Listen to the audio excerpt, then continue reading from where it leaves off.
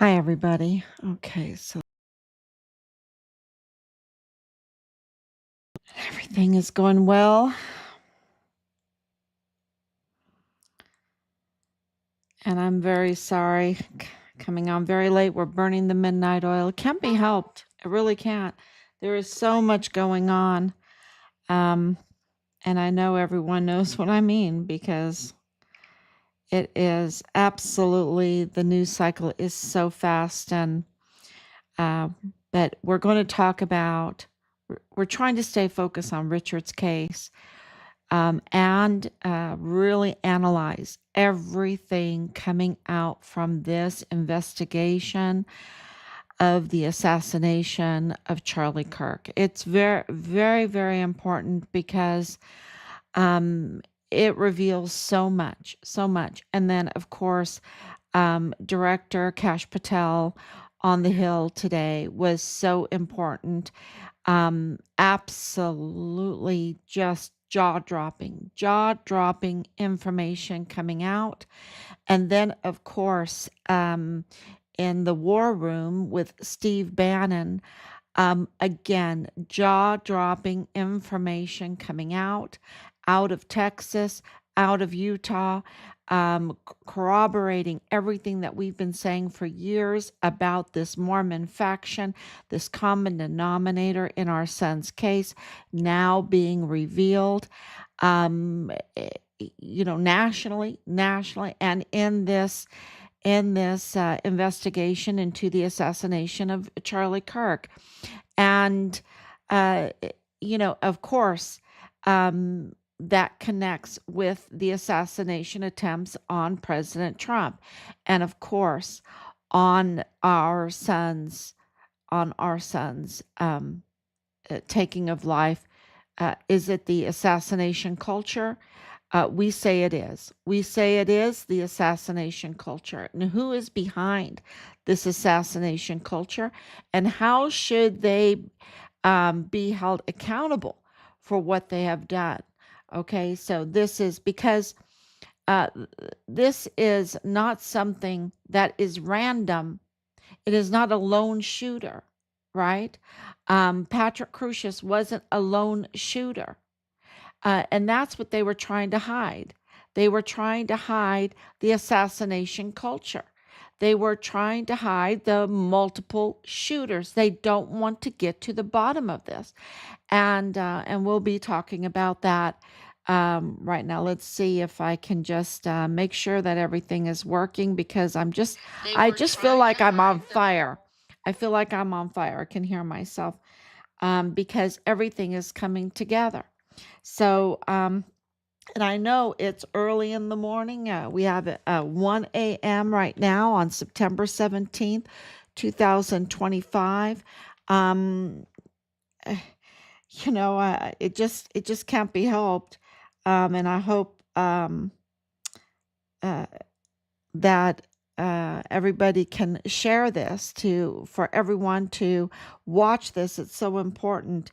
This is day 1872 since Richard was forcibly removed from his barracks room on Fort Bliss. His life was taken from him brutally. And the cover-up is so gruesome. And it all is his whole chain of command. Should I say whole? His chain of command is absolutely involved in this. And this Mormon faction, this very criminal Mormon faction in El Paso, led by the billionaire Woody Hunt, who does deals with Soros, y'all. He does deals with Soros. But Woody Hunt is the leader of this very criminal Mormon faction that has allowed and enabled this assassination culture to develop, to seed itself, and to take place. And I think even more. I think even more so. But let's just stick to that for right now because we know now, because it's right in our face, that Charlie Kirk was assassinated. We saw it. We all saw it. those who even dared to watch, they could absolutely see it. I didn't mean to see it. I was with family and was having a glorious day, and went into the van and said, "Okay, I better look at the phone. I better look at the phone and see what's going on." I I turned my phone on, and there it was. Someone had sent me the video of the assassination of Charlie Kirk. It was right there in front of my eyes. Didn't even have time to look away. And I was absolutely, I thought it was like AI that someone was, how they've done uh, with President Trump, with so many terrible, terrible things with President Trump. I thought somebody did that with Charlie Kirk. And I searched real quick. It didn't take me but a minute. I knew, and of course, more people contacting me knew that there was no way that he survived that. Um, my husband is a physician assistant. There was no way that he survived that. But I did post that he was, what the media was saying, in critical condition, praying that we were wrong, that the media was right. But the media, the media is not really, trustworthy, right? And we knew. Um, Minutes later, we posted that, the official statement, that he was indeed assassinated. And more and more information is coming out from that. It took us hours, uh, which in the past probably would have taken us days, but it took us hours just because we have so much information now from 5 years of investigating the Walmart mass shooting, of course, our son's case, and many other cases that, we could quickly gather ourselves and know what we needed to do in this emergency. And this is an emergency. This is a national emergency. And we knew what to expect from President Trump and his administration. They exceeded. They exceeded what we were expecting. They were just absolutely so fast in putting everything together, and the FBI just amazingly fast putting everything together. Of course, because this is so intertwined with our son's case, I don't think that they, um,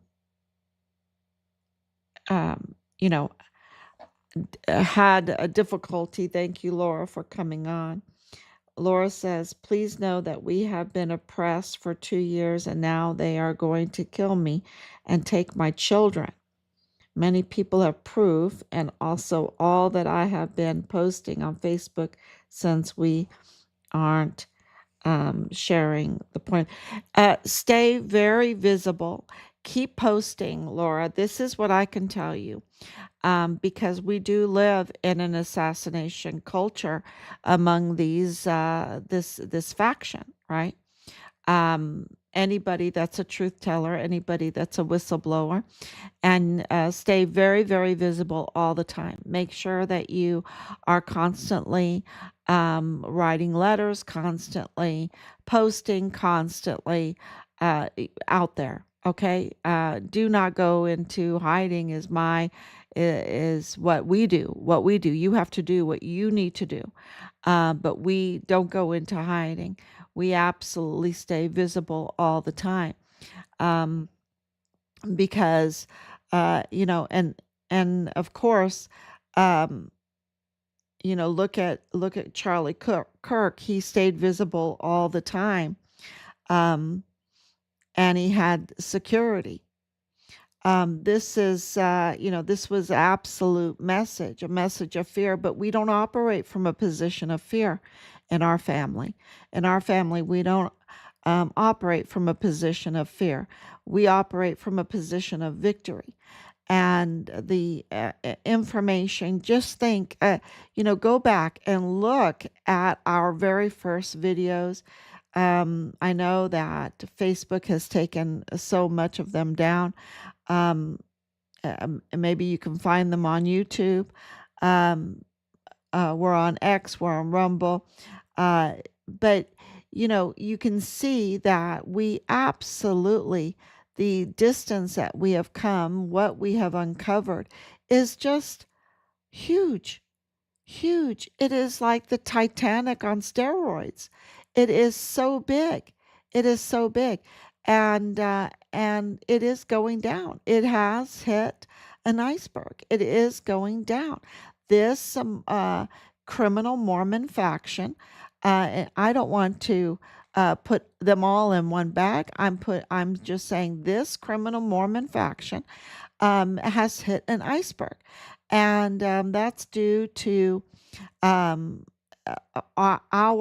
and I believe this is true for our family's information, our investigation.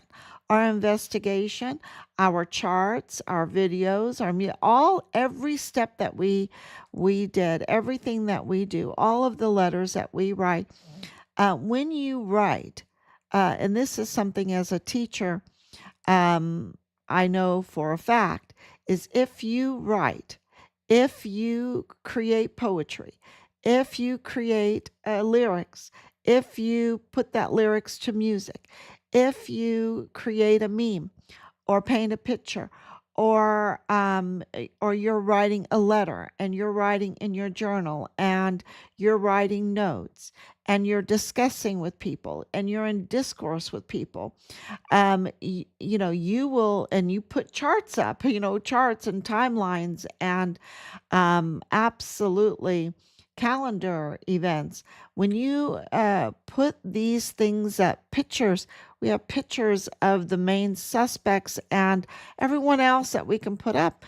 When you put a face to it, when you put a chart to it, you absolutely see more clearly the this uh, criminal Mormon faction and what they have done. And our evidence points to the billionaire Woody Hunt. If you look at the financials, then you understand. And he has so much. I mean, he just rules over El Paso, and El Paso should not have any hundreds of thousands of children being trafficked. They shouldn't have a rogue DA the second time in a row. They should not have an illegal chief medical examiner. They should not have a broken federal courthouse there with the Mayellas being the manager. They should not have the compromised FBI field office. They should not have the uh, uh, unelected judges in the uh, criminal law magistrate court that is denying El Pasoans their right to vote for their judges, which is required by the Texas Constitution in such a case as this. When you have a court that has full county-wide jurisdiction, go read it in the Texas Constitution. It's very clear. And they have absolutely disenfranchised the voters there by having these imposter judges that are absolutely illegal. And all of there's so much. The compromised and very corrupt county clerk, Delia Briones, and more. Representative Veronica Escobar denying our rights to have a congressional hearing for our son's case. So none of that would be in place if Woody Hunt having invested interest in UTEP, in Texas Tech University Health Science Center, in El Paso Community Foundation, El Paso Matters, Texas Tribune, um, the high-rise buildings, all the real estate, I mean, he has so much invested interest in El Paso, and he's so political. He's so political, backing up Beto O'Rourke. He wanted to be the puppet master behind Beto in the White House, I believe. And, so he has so much clout there, but yet he allows this crime to just manifest, right? Manifest into a the worst type of crimes against children that groom children into violence, and into an assassination culture. And, this is, that's a very short way of saying it, but our evidence is vast, it's mountainous, and it's hard evidence. And it absolutely screams assassination culture, when you know that there is an overlap, a peer in Utah, that's connected to Lance Twiggs, uh, Lance Twiggs, and the alleged assassin Tyler Robinson, who are very young. They're very, very young. They absolutely, all children, there's a promise that God makes. Raise up your child in the way they should go, and when they get older, they shall not depart from it, right? Raise your child up in the way they should go, and when they get older, they will not depart from it. This is a promise from God. And you have these young, very violent, um, uh, young men that are just all messed up. They are just all messed up, y'all. They are all messed up. That means they were groomed to be messed up. And all of this talk about the family is bunk, bunk, absolutely bunk. They are absolutely members of this Mormon faction, and they something went very, very wrong, that they became groomed in this violent uh, assassination culture. And that is absolutely connected to El Paso. How do we know that it is involved in the, uh, look at Leilani Hart's confession. Okay, look at Leilani Hart's confession. Leilani Hart is part of this Mormon faction, okay? This Mormon faction. And she turns in a notarized affidavit. And I know I don't have to say notarized, but I'm saying it's very official. And we have the numbers. We have the CID number, the file number, and we have the FBI file number. Why? Because she was bragging about it. It was floating around El Paso. We were there. We're connected to El Paso. I was born at White Sands. We got the information. And when we read this letter, it was absolutely this affidavit, this notarized affidavit. She confessed to facilitating and failing to report decades of the worst type of crimes against children. Okay, the worst type of crimes against children, and more, and facilitating that, even subjecting her own children, subjecting her friends' children to it. Very sick stuff, very, very sick stuff. And this, her son, Dallas Hart, was all part of that. And he is a suspect of ending our son's life, okay?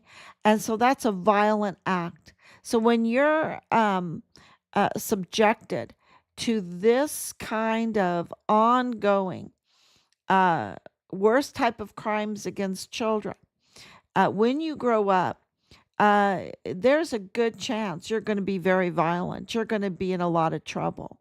And, you know, all evidence points to that being the very, very case with all her children. Okay. That's the case with all her children. Um, so I think the evidence speaks for itself, and the violence is there, and her affidavit clearly is very, very violent, a lot of torture, um, and and she's part of this group, and she admits to this happening. And there's more and more evidence surrounding all of this, but the big mention that I want to talk about tonight is the two other individuals that facilitated all of this. Because, of course, Woody Hunt put his Mormon faction members in key positions, like in the CID there at Fort Bliss, in the FBI, Connell Witten in the FBI there.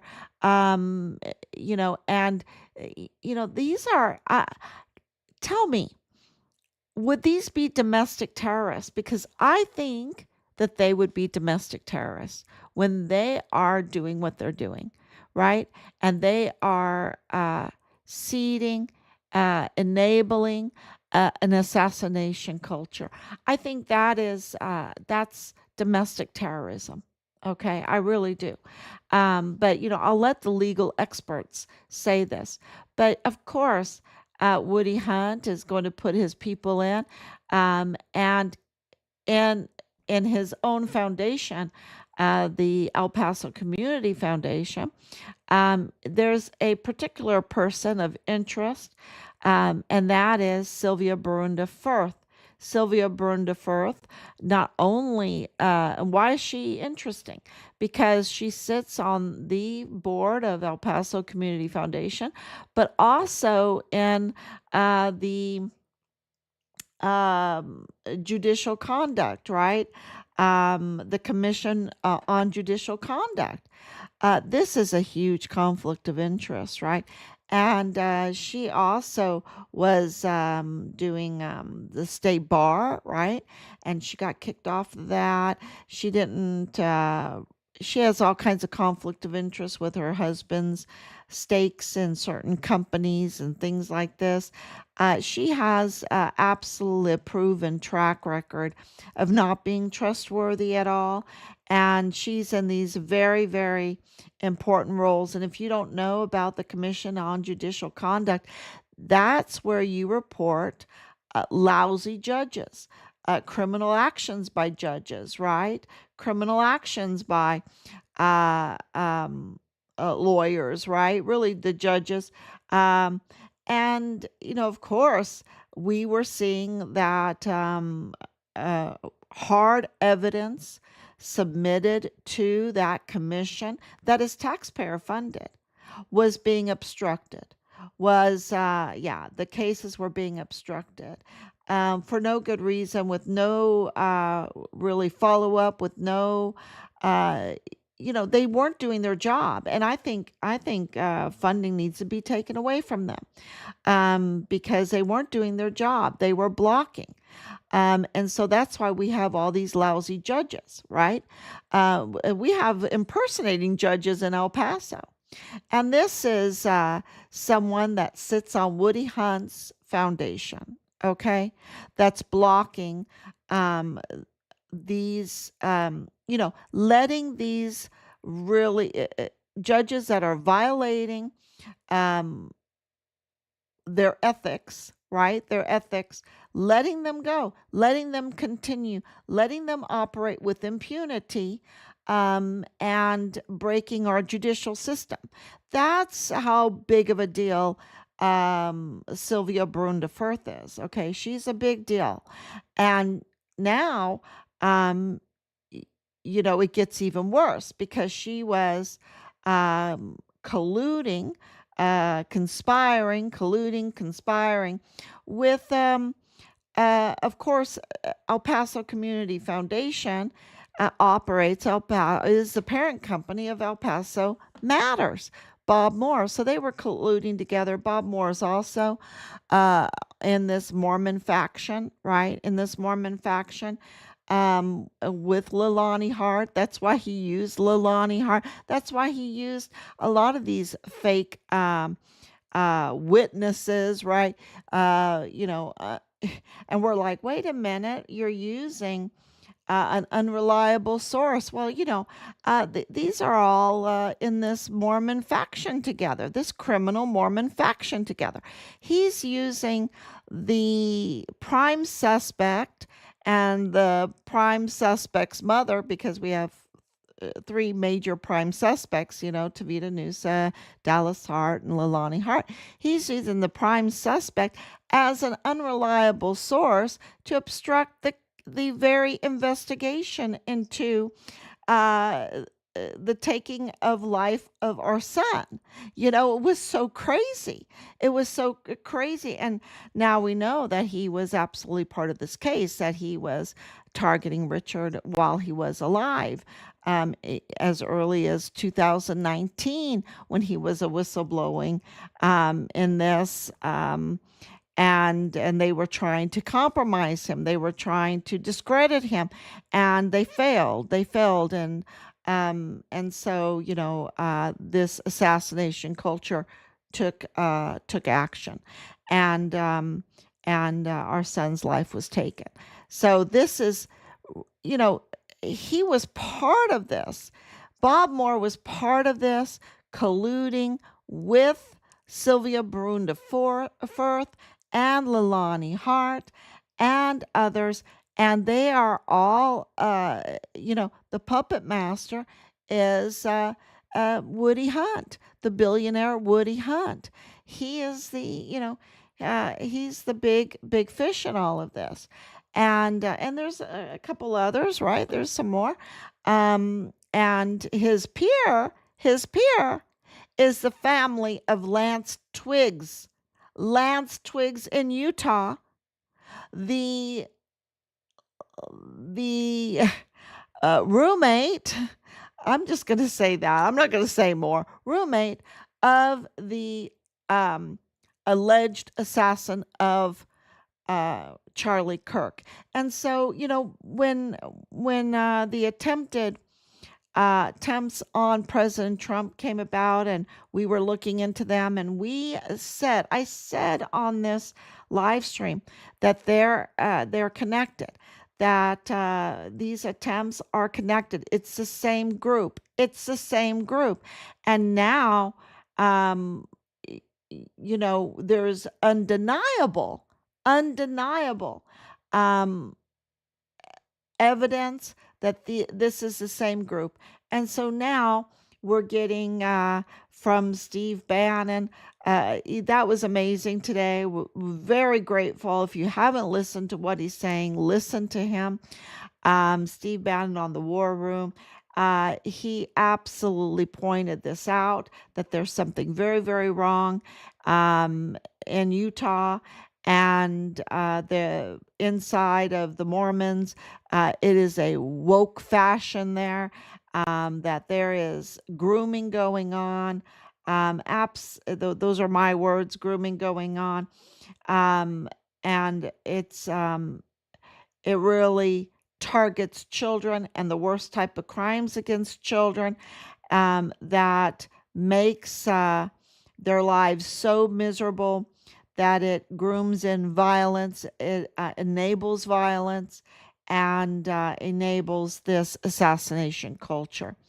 And now, with more eyewitnesses, this is being confirmed and corroborated. And so Bob Moore, Sylvia Borunda Firth, um, Woody Hunt, Connell Witten. Connell Witten's a big one in this, because he's the assistant special agent in charge at the El Paso FBI office. This is a big deal, right? And then, of course, CID Tvita Nusa, who had his badge terminated already in 2021. And then his brother, who's also part of this Mormon faction, is Solomon Anusa, Major Solomon Anusa Mortuary Operations, which is also, and look, the illegal chief medical examiner is absolutely part of this too. Okay. So that, when you see everybody in place, and Borunda, right? Delia Briones. Delia Briones is part of this because, you need to have the seals, you need to have the death certificates, you need to have the autopsies, you need to have, and if you are running an assassination culture, right?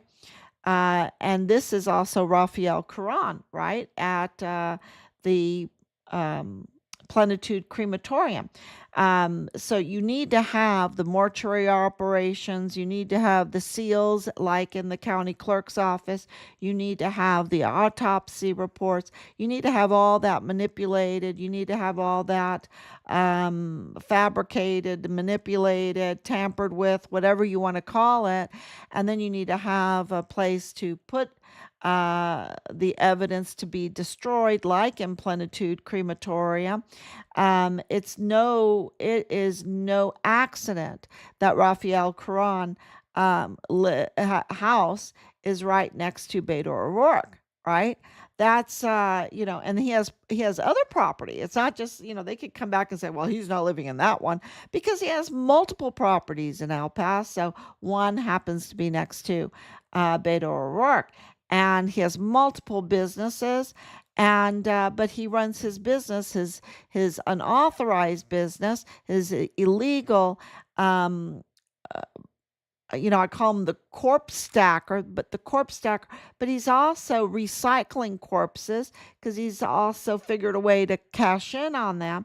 I mean, it's so criminal. It's so disgusting. This is an assassination culture, and the evidence puts it all together, right? Because if it wasn't an assassination culture, why do they need to control the medical examiner's office with an illegal, unqualified medical examiner, right?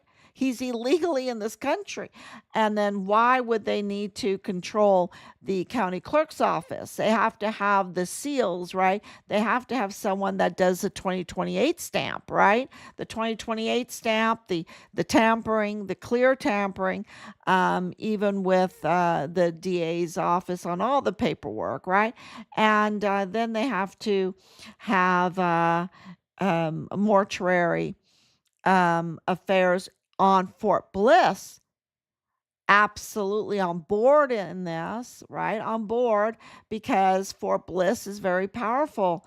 So not only, so everything, and then they have to have the law enforcement, right? Like Manny Chavira, um, like those in the Texas Rangers that are absolutely compromised, um, Patrick Brookshire, who is that's, oh, and then of course you have to have places like Dreams Cabaret, right? Dreams Cabaret, the hub, where Leilani Hart was getting her mail, and they are absolutely in this Mormon faction. So this is very clear. It's all coming together.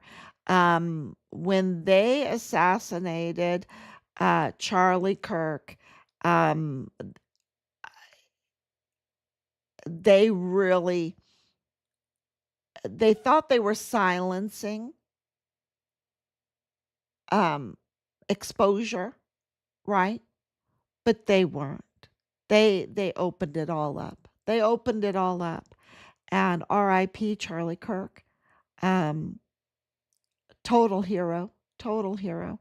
And they go after the very people that are bringing peace.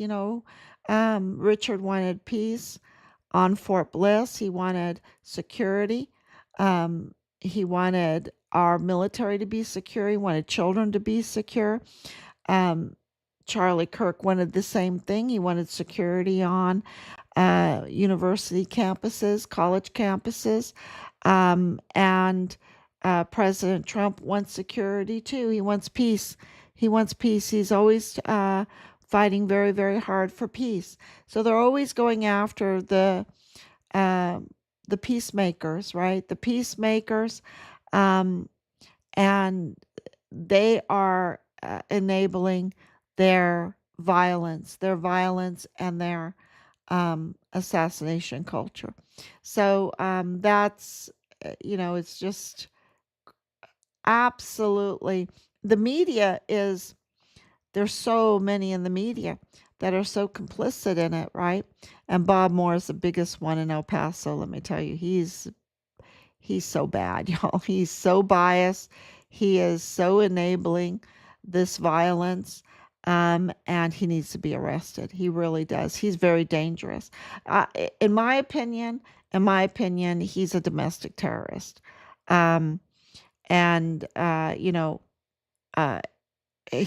you cannot put out those kind of fake stories without letting um like he never even answered. We tried to contact him like way over 15 times, and he didn't even let us have a say in our own son's case. um, and reporting lies on it, absolute lies. Uh, it's so bad when someone makes those kind of accusations, right? And twist. He's really good. He knows how to twist words, twist them um, to do a psyop on people so that they think a certain way that is a lie. Okay. And he's just, um, he just, that's what he does, right? He doesn't report the news. He absolutely is twisting people's minds with false information, with unreliable sources, and it's causing, it enables this kind of violence, um, because he was number one in really hammering this white supremacy.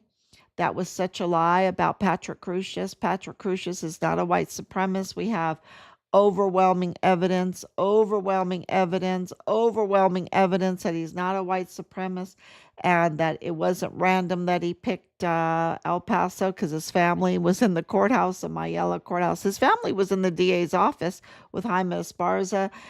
His family was in the FBI office with Connell Witten. His family was in Walmart cybersecurity. So no, Patrick Crusius wasn't a lone shooter. No, this wasn't random. No, he wasn't a white supremacist.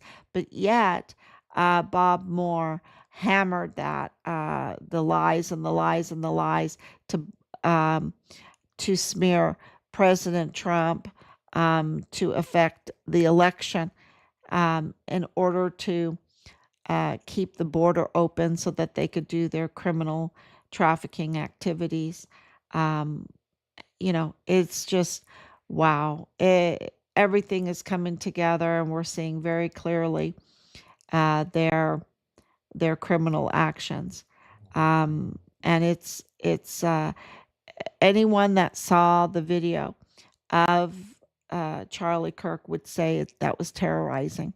That was terrorizing. That was traumatizing. Um, Anybody would say that.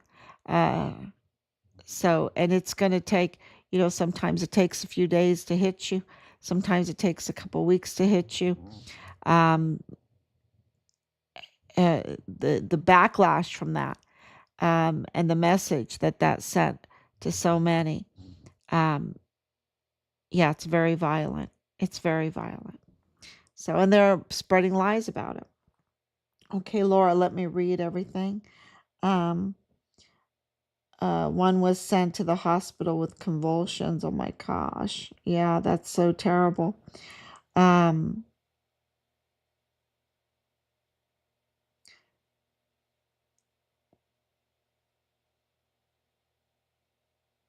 yeah, illegal. Oh, yeah.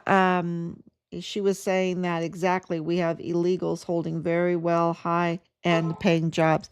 Yes, Mario Raskin Ortiz, the illegal, unqualified chief medical examiner, makes almost a $500,000 a year of taxpayer funds. Okay. So, yes, you're absolutely right. Yes, it is. It's terror. It is absolutely terror, what they've done. And I can tell you what Bob Moore has done to our family has been terror. It's been absolutely traumatizing. He's just, he's subhuman, subhuman, as Michael Savage would say. Um,